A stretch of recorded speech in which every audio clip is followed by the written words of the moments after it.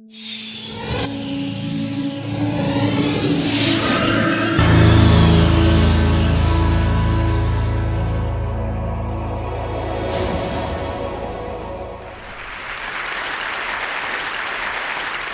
in 4 people suffer from some sort of mental illness.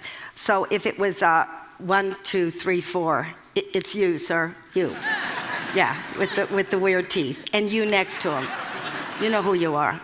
Actually, that whole row isn't right. That's not good.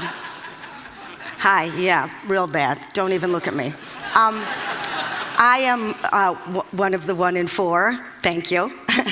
I think I inherited from my mother, who I used to crawl around the house on all 4s. She had 2 sponges in her hand, and then she had 2 tied to her knees. My mother was completely absorbent. And she would crawl around behind me going, "Who brings footprints into a building?" So that was kind of a clue that things weren't right. So before I start, I would like to thank the makers of lamotrigine, sertraline, and reboxetine. Because without those 2 simple chemicals, I would not be vertical today. How did it start? My mental illness started, well, I'm not even going to talk about my mental illness. What am I going to talk about? Okay.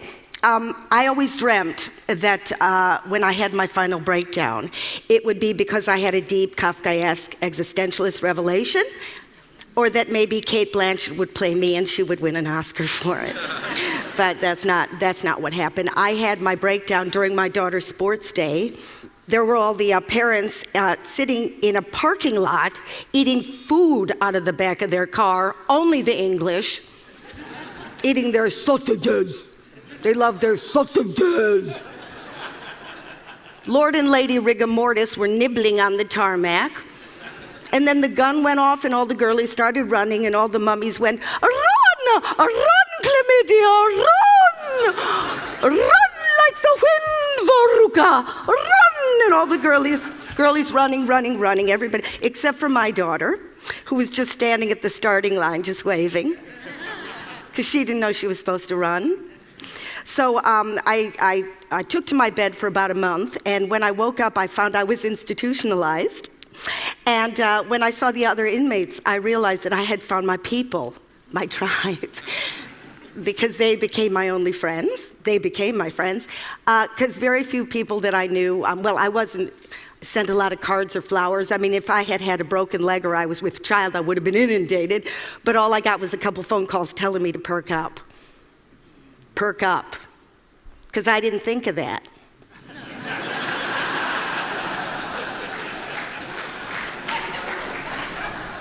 Because, the one thing that you get with this disease, this one comes with the package, is you get a real sense of shame. Because your friends go, "Oh, come on, show me the lumps, show me the x-rays," and of course you got nothing to show, so you're like really disgusted with yourself because you're thinking, "I'm not being carpet bombed, I don't live in a township." So you start to hear these abusive voices, but you don't hear one abusive voice, you hear about 100,000 abusive voices. Like if the devil had Tourette's, that's what it would sound like. But we all know in here, there is no devil, there are no voices in your head. You know that when you have those abusive voices, all those little neurons get together, and in that little gap, you get a real toxic, I want to kill myself kind of chemical. And if you have that over and over again on a loop tape, you might have yourself depression. Oh, and that's not even the tip of the iceberg. If you get a little baby and you abuse it verbally, its little brain sends out chemicals that are so destructive that the little part of its brain that can tell good from bad just doesn't grow. So you might have yourself a homegrown psychotic. If a soldier sees his friend blown up, his brain goes into such high alarm that he can't actually put the experience into words, so he just feels the horror over and over again. So here's my question. My question is, how come when people have mental damage, it's always an act of imagination? How come every other organ in your body can get sick and you get sympathy except the brain? I'd like to talk a little bit more about the brain because I know you like that here at TED. So if you just give me a minute here, okay. Okay, let me just say there's some good news. There is some good news. First of all, let me say we've come a long, long way. We started off as a teeny, teeny little one-celled amoeba, tiny, just sticking onto a rock, and now, voila, the brain. Here we go. This little baby has a lot of horsepower. It comes completely conscious. It's got state-of-the-art lobes. We got the occipital lobe, so we can actually see the world. We got the temporal lobe, so we can actually hear the world. Here we got a little bit of long-term memory. So you know that night you want to forget when you got really drunk? Bye-bye, gone. So actually it's filled with 100 billion neurons just zizzing away, electrically transmitting information, zizzing, zizzing. I'm going to give you a little side view here. I don't know if you can get that here. So zizzing away, and and for every one, I know I drew this myself, thank you. For every one single neuron, you can actually have from 10,000 to 100,000 different connections or dendrites or whatever you want to call it. And every time you learn something or you have an experience, that bush grows, that bush of information. Can you imagine every human being is carrying that equipment, even Paris Hilton? Go figure. But I got a little bad news for you, folks. I got some bad news. This isn't for the 1 in 4, this is for the 4 in 4.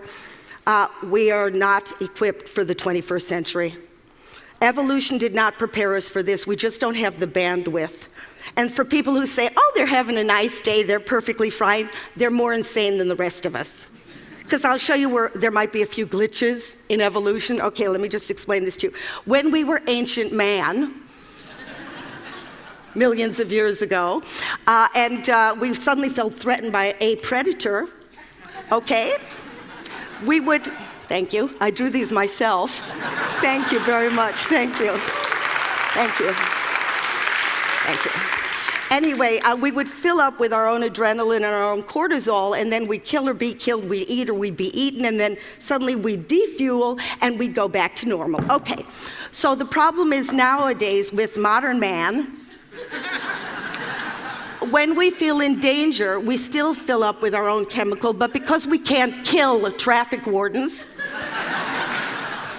or eat estate agents, the fuel just stays in our body over and over. So we're in a constant state of alarm, constant state. And here's another thing that happened. About 150,000 years ago, when language came online, we started to put words to this constant emergency. So it wasn't just, oh my God, there's a saber-toothed tiger, which could be. It was suddenly, oh my God, I didn't send the email. Oh my God, my thighs are too fat. Oh my God, everybody can see I'm stupid. I didn't get invited to the Christmas party. So you got this nagging loop tape that goes over and over again that drives you insane. So you see what the problem is? What once made you safe now drives you insane. I'm sorry to be the bearer of bad news, but somebody has to be. Your pets are happier than you are.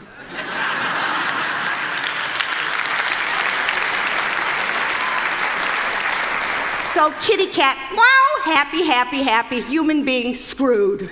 Completely and utterly. So screwed. But my point is, if we don't talk about this stuff and we don't learn how to deal with our lives, it's not going to be 1 in 4. It's going to be 4 in 4 who are really, really going to get ill in the upstairs department. And while we're at it, can we please stop the stigma? Thank you.